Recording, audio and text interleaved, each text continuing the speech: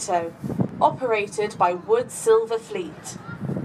There are toilets located downstairs, situated at the back of the boat near where you entered. For the comfort of all our guests, we ask that you refrain from smoking on this cruise. If you have a mobile phone, please switch it to silent now. Before we depart, please listen carefully to the following short safety announcement. This boat is licensed to carry 249 passengers.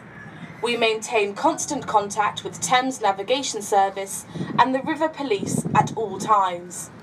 This boat is fully equipped with a full complement of life jackets and life rafts. The life jackets are stowed underneath the fixed seating in the lower level and in the locker on the upper deck, clearly marked with green signs. All exits are clearly marked. From the lower saloon, there are doors at both sides of the vessel, or you can exit through the sliding windows. The upper deck is easily accessible by steps either side of the lobby. In the unlikely event of an emergency, the captain will give you full instructions. For your own safety, and in particular for any young children on board, please remain seated as much as possible. Good afternoon, ladies and gentlemen, boys and girls, and welcome on board your London Eye River cruise. My name is Abby. I'm going to be your host for the next 40 minutes. You lucky things. If you're on the upper deck, take a look behind you. Hello. Here I am. You may remember me from starring roles such as scanning your tickets. On board with me today is my colleague Rupi. She is on the lower deck if you need any help or assistance. I'm going to be doing this commentary today in English. However, we have free audio guides in French, Spanish, German, Italian, Russian, Dutch, Mandarin and Japanese. So if you need an audio guide, please go and see Rupi. I also understand the irony. You may not have understood what I just said. I do just need to reiterate one of our safety announcements for those of you on the top deck with me today. With the bridge in front of us. The bridges, should I say. So there's 3 bridges in front of us. 2 white footbridges, they're the Golden Jubilee footbridges, and they sandwich the Hungerford railway tracks coming from Waterloo on our right, leading to Charing Cross on our left. If you take a look at the building that is Charing Cross Station, many people get that one confused with MI5. MI5 is a lot further upriver, it's only a train station, I promise. But that building was designed by Terry Farrell to look like a train coming out of a tunnel bellowing smoke. When I look at that building, I see toaster. Some people come on board, they say they see a giant jukebox. Some people say the Wonder Woman symbol. If you can think of anything else that building looks like, let me know. I might add it into my cruises.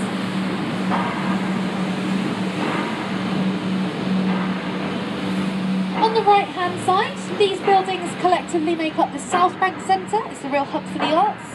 So you've got the Royal Festival Hall, the Hayward's Gallery, the Purcell Room and Queen Elizabeth Hall. If you take a look on top of Queen Elizabeth Hall, there's a small structure that looks like a boat. It's actually a hotel room. It's a hotel room for 2 people and it's called a Room for London. It's a lottery hotel. So you go online, you enter your name into a ballot. It can take up to 2 years for your name to be pulled out, but if it is, you can stay in that room for 1 night and 1 night only, costing you £420. Talking of expensive hotels, on our left-hand side, the white square building with the green tiles and single flag is the Savoy Hotel, one of the most prestigious hotels here in London. A night in there will set you back £10,000, minimum of a 3-night stay. I think their bed sheets must be stitched by leprechauns or something. Gotta be for that price, right? Back to the right hand side, just after Waterloo Bridge, there is a very, very ugly building with an electronic advertisement going across the front. This is our Royal National Theatre. Many describe this building to look like a car park. Prince Charles even described this building to look like the back end of a nuclear power station. It's a prime example of brutalist architecture made popular in the 1970s. The structure itself is meant to offend the eye. However, beauty's always on the inside. Inside there are 3 amazing theatres the Littleton, the Dorfman and the Olivier. The Olivier is named after Sir Laurence Olivier. He's a famous actor and the first artistic director of the National. You can get tickets in there for as little as £15. However, you are waiting for return tickets, so there's not always a guarantee you can get them. But a lot of their shows do go on to West End transfers, most notably being Warhorse. So you can see them there for a fraction of the price first. I believe they're currently showing Follies by Stephen Sondheim. But if theatre's not your thing, maybe television is. A short stroll up the right-hand side will take you past the ITV studios behind these trees. Now, ITV are the second largest broadcaster in the UK after the BBC, and they're famous for lots of educational programmes, like the Jeremy Kyle Show and Loose Women. And just coming into view, you'll see Studio 8, home of This Morning. Behind them black windows is where they famously film our breakfast TV show, starring the amazing Philip Schofield and Holly Willoughby. Keeping to the right-hand side, there is a red brick building with white stripes and a tower coming out the top of it. This is the Oxo building and Oxo Tower. It used to be owned by Oxo, the meat manufacturing company. You might know them as making stock cubes. It's now owned by Harvey Nicks, has nothing to do with Oxo at all. But in the 1930s, when Oxo first built that tower, they were taken to court. Skyline advertisement along the Thames was illegal. The Thames was a royal highway and the royal family did not want to see advertisement or branding. The tower clearly says Oxo. However, in court, their lawyer turned round and said, "No, we're not advertising. We merely ordered a random selection of geometrical shaped windows and ended up with noughts and crosses. They just happened to light up red of an evening, our company colours." The judge turned round and he said, "Yeah, all right then." And they got away with it. Still the best piece of free advertisement you'll see today in London. Ahead of us, the Blackfriars Bridges. To the right is number 1 Blackfriars, our newest addition to the London skyline. It's very nearly finished. All gets the name Blackfriars from the old Dominican friary that used to sit over on the left. The friars there used to wear black robes, hence the name Blackfriars. Number 1 Blackfriars already has a couple of nicknames: the Boomerang or the Baby Bump. Blackfriars Bridges also have a nickname. They're nicknamed the 2.5 Bridges. This first red bridge is the walkway and roadway.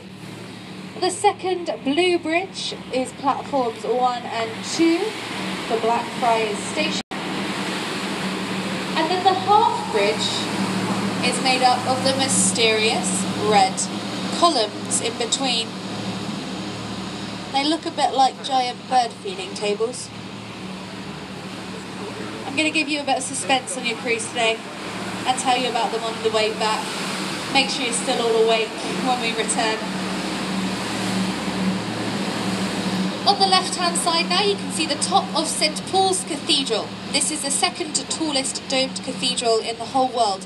It stands at 365 feet tall, 1 foot for every day of the year, and it was designed by Sir Christopher Wren, completed in 1710 to replace the medieval version that burnt down in the Great Fire of London of 1666. Up until the 1960s, St Paul's was still the tallest building in London. During World War II, enemies would come over and use the Golden Cross on top of St Paul's to navigate where Parliament were so they could bomb Parliament. And that's why St Paul's went through the whole Second World War without being bombed. As we pass underneath Millennium Bridge, those of you sitting on the left-hand side will get a great photo opportunity of St Paul's. It's the only full-body view from the river. If you're sitting on the right, try not to worry. I will remind you to take that picture on the way back. Now, Millennium Bridge is in front of us is known for connecting beauty to the beast. The beauty of St Paul's over on our left to that hideous beast on our right-hand side. That 325-foot chimney is the old Bankside Power Station. It's now the Tate Modern Art Gallery. Go in there. It's free to go in there. Take advantage of the word free in London. You don't hear it a lot. Have a look around the 7 floors of modern art. If you're in there and you're like, no, modern art is not my thing, go to the top floor. Fantastic cocktail bar. Have yourselves a few drinks, come back downstairs, and the art will really start talking to you. On the right hand side now is a white round building with a thatched roof. This is the detailed reproduction of Shakespeare's Globe Theatre. It's the only thatched roof you will find in London. They were outlawed after the Great Fire, and special permission was given for them to build that building. They used all the same tools, methods and materials as the original Globe, so no electricity was used to build that building at all. You can get tickets in there for as little as £5. You are standing for 3 hours, and it's an open air theatre.